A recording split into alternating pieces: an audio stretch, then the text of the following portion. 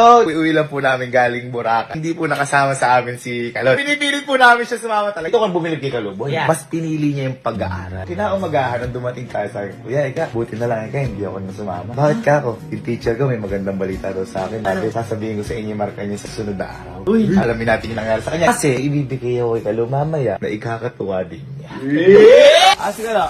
Katanong ko lang po yung ano nangyari sa iyo. Wala kami dito. Alis nyo na mula kami nag-class sa turno ng field. Diba may sinasabi sa akin kanina? Sasabihin na sa inyo yung teacher mo yung marka niya. Ano yung markang binigay sa iyo yung teacher mo nung nag-exam ka? Yung nag-exam kami, yung sa seamanship, flat 1 ako. Ano gusto mo? Mura kay flat 1? Flat 1. Oh, tama. Kamusta yung nangyari sa film niyo? Ay ta, sino nag-direct niya? Tatlo kami nag-direct dito. Wow! Play mo. Yung walang papansin, habang tumatagal tayo dito. Kita ko yung mga maling gawain ng mga opisyal natin dito. Sobrang tagal ko na dito. Saksiyan ko lahat ng mga pangyayari. Siguro ito na yung tamang pagkakataon para gumawa na ako. So, isimulan mo.